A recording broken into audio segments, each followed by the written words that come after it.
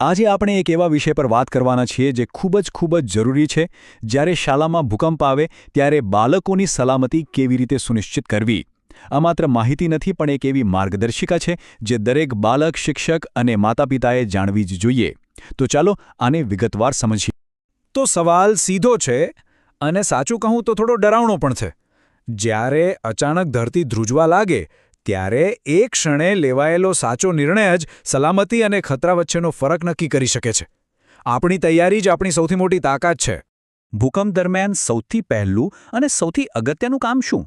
બસ એક જ ગભરાવાનું નથી બિલકુલ નહીં કારણ કે ગભરાટમાં આપણે બરાબર વિચારી નથી શકતા અને અહીં તહીં દોડવા લાગીએ છીએ જે વધુ જોખમી બની શકે છે શાંત મનથી જ સાચા પગલાં લઈ શકાય છે એટલે યાદ રાખો પહેલો નિયમ છે શાંત રહેવું સારું તો ચાલો એક સિચ્યુએશન વિચારીએ ભૂકંપ આવ્યો છે અને બાળકો ક્લાસરૂમમાં છે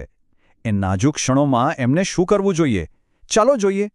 નિષ્ણાતોએ આના માટે એકદમ સહેલી પણ બહુ જ અસરકારક રીત શોધી છે અને એ બધું ફક્ત 3 શબ્દોમાં સમાઈ જાય છે આ 3 શબ્દો કોઈનું જીવન બચાવી શકે છે અને એ 3 જાદુઈ શબ્દો છે ડ્રોપ કવર અને હોલ્ડ આ કોઈ સામાન્ય શબ્દો નથી આ એક આખી દુનિયામાં વપરાતો સેફટી પ્રોટોકોલ છે ચાલો હવે એક પછી એક આ શબ્દોનો મતલબ સમજીએ જેવી ધ્રુજારી શરૂ થાય પહેલું કામ છે નીચે બેસી જવાનું એટલે કે ડ્રોપ તરત જ ઘૂંટણ પર આવી જાઓ આનાથી શું થશે એક તો તમે ધ્રુજારીથી પડી નહીં જાઓ અને બીજું ઉપરથી કંઈ પણ પડે તો બચવાના ચાન્સ વધી જાય હવે આવે છે બીજો સ્ટેપ કવર કોઈ મજબૂત ટેબલ કે ડેસ્કની નીચે જતા રહો અને સૌથી અગત્યનું તમારું માથું અને ગરદન બચાવવાના છે કારણ કે મોટાભાગની ગંભીર ઈજાઓ ત્યાં જ થતી હોય છે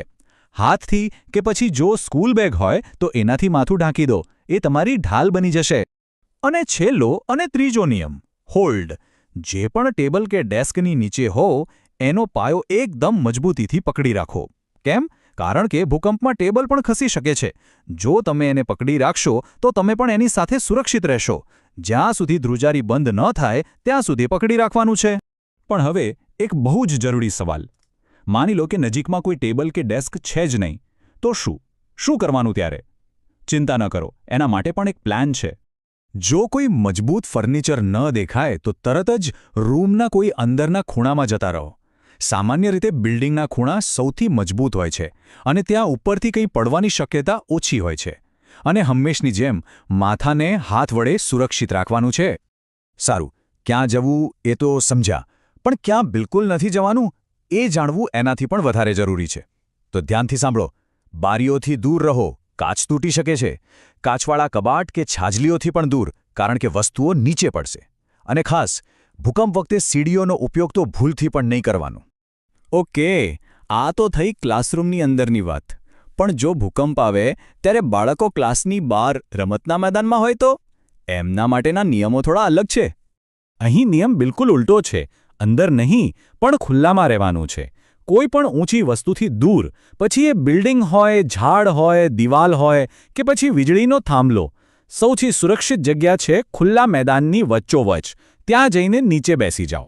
ધ્રુજારી બંધ થઈ ગઈ એનો મતલબ એ નથી કે ખતરો ટળી ગયો હજુ પણ આફ્ટરશોક્સ આવી શકે છે એટલે હવે આવે છે સૌથી મહત્વનો ભાગ બિલ્ડિંગમાંથી સુરક્ષિત રીતે બહાર નીકળવાનો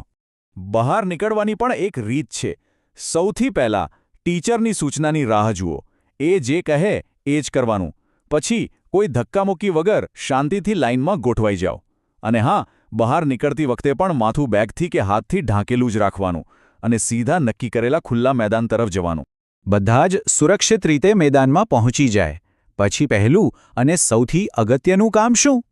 હાજરી એક બાળકની ગણતરી કરવી ખૂબ જ જરૂરી છે આનાથી ખબર પડે કે કોઈ બાળક અંદર રહી તો નથી ગયું ને આવી ઇમરજન્સીમાં અફવાઓ બહુ જલ્દી ફેલાય છે અને ગભરાટ વધારે છે એટલે એક નિયમ બનાવી લો કોઈની પણ વાત પર વિશ્વાસ નહીં કરવાનો ફક્ત ટીચર્સ કે સ્કૂલના જે પણ અધિકારીઓ સૂચના આપે એને જ ફોલો કરવાની તો આ બધી વાતનો સાર શું છે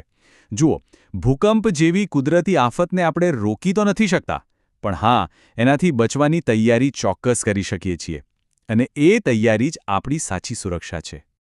એટલે જ આ જે સિમ્પલ નિયમો છે ને ડ્રોપ કવર હોલ્ડ એનું પાલન કરવું ખૂબ જરૂરી છે. આ કોઈ અઘરી વાત નથી, પણ એની પ્રેક્ટિસ કરવી, એની જાણકારી હોવી, એ જ બાળકોને સુરક્ષિત રાખવાનો સૌથી સારો રસ્તો છે. યાદ રાખો, જાણકારી અને તૈયારી એ જ આપણું અસલી કવચ છે. અને હવે છે